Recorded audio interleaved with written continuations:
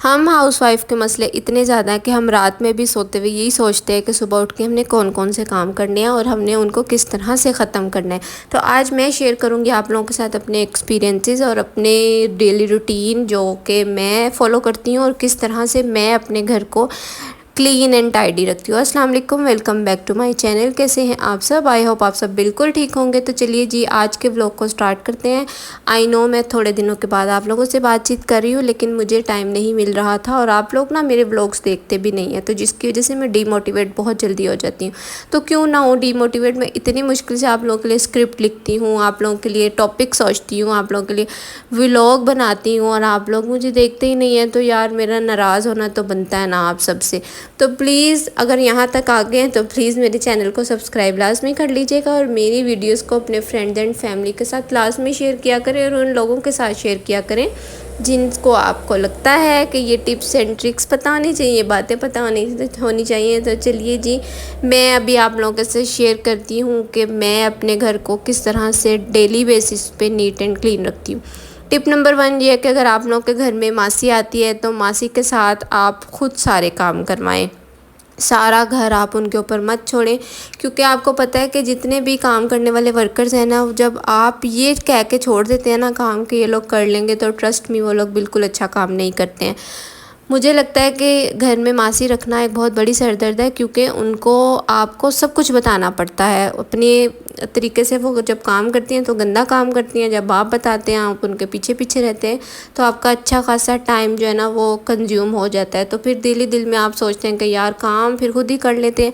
लेकिन दूसरी बात ये भी है कि ख़ुद को इतना हल्कान क्यों करना, जब आपने सिर्फ 1 घंटे के लिए मासी ने आना और उसके बाद आपने कोई घंटों घर के काम करने हैं, तो 1 घंटा आप मासी को दे दें, वो ठीक है।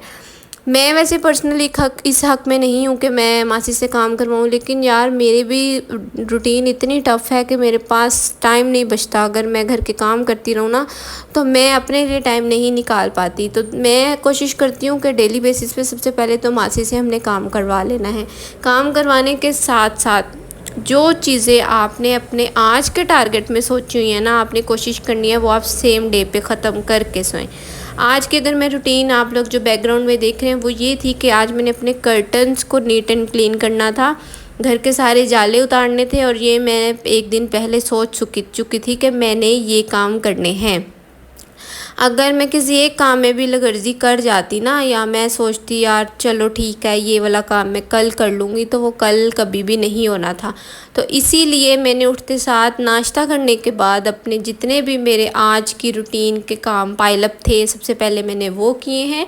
उसके बाद मैंने कर्टन्स तो यार लगा दिए, फिर मुझे याद आया कि मैंने इनको प्रेस ही नहीं किया, तो बस फिर स्टीम आयरन कब काम आएगी। मेरे हस्बैंड ने अपने लिए स्टीम आयरन लेके रखी हुई है, जो कि मैं बहुत कम यूज़ करती हूँ, लेकिन जब भी मैं अपने घर के काम करती हूँ, कर्टन्स वगैरह लगाती हूँ ना, या बेडशीट्स इसी तरह से आयरन किए बगैर बिछा देती हूँ, तो फिर स्टीम आयरन बहुत काम आती है और मुझे तब लगता है ये एक बहुत अच्छी इन्वेस्टमेंट है।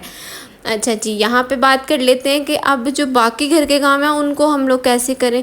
तो उसका बेहतरीन तरीका ये है कि उसकी आप एक लिस्ट बना लें। सबसे पहले जो काम हमने सोचे थे जिसमें पर्दे थे, एक एग्जांपल दे रही हूँ आपको, वो हमने कर लिया, जाले भी उतार लिए, पंखे भी साफ़ कर लिए। अब बारी आ जाती है किचन की। किचन का काम मैं आप सब लेडीज़ से कहूँगी कि किचन का काम रोज़ ही आप किया करें, लाइक थोड़ा थोड़ा करती रहा करें।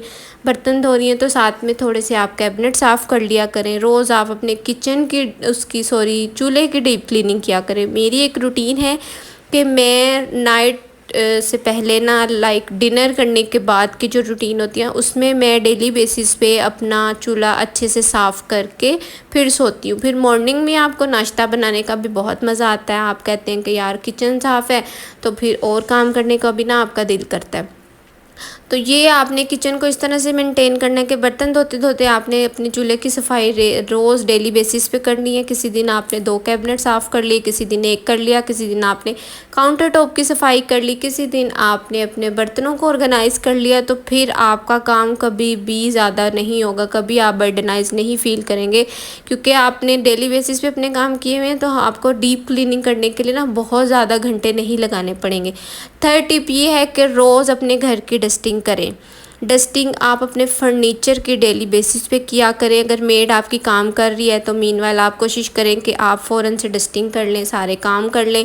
डस्टिंग के साथ साथ अगर आपके घर में हर जगह कर्टन्स हैं तो रोज़ाना आप उनको ना एक कपड़े के साथ झाड़ लें। कपड़े के साथ झाड़ने के बाद सोफ़े हैं तो सोफ़ों की क्लीनिंग के लिए अगर आपके पास कोई क्लीनर है, मैंने अपने लास्ट व्लॉग में शेयर किया था, तो उसके साथ आप अपने सोफ़ों को हल्का हल्का हाथ मार दिया करें। इससे ये होता है कि आपके सोफ़े वगैरह, आपका फर्नीचर बहुत गंदा नहीं होता और आपको बहुत घंटे लगा के उसकी डीप क्लीनिंग नहीं करनी पड़ती।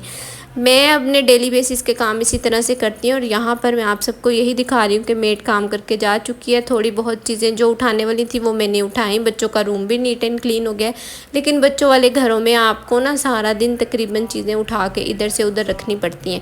तो मेरा भी यही रहता है। अभी देखें मेड काम करके जा चुकी है, लेकिन फिर भी बच्चे यहाँ पर टीवी देख रहे हैं, लेकिन उनकी बच्चों की जो साइकिल है वो भी टीवी लाउंज में ही रखी है, क्योंकि बच्चे हैं ना, तो फिर कभी चीज़ें उठाते हैं, कभी अंदर करते हैं, कभी बाहर करते हैं। तो आपको साथ साथ हर चीज़ को उठाना है।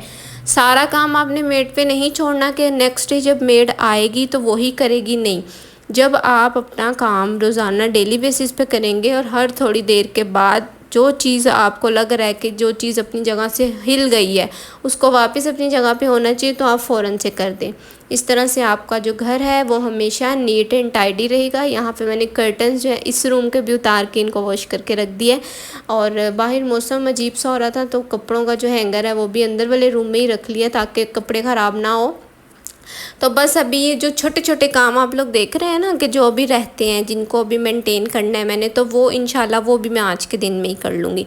इस तरह से मैं रोज़ अपने घर की रूटीन को लेकर चलती हूँ, और ये जो छोटी छोटी टिप्स हैं मेरे ख्याल में एक दूसरे के साथ आप लोगों को शेयर करनी चाहिए। अगर कमेंट्स में आप लोगों की कुछ क्यूरीज़ हैं तो प्लीज़ मुझे बताइएगा। इंशाल्लाह आप सबसे मिलूँगी कल की वीडियो में।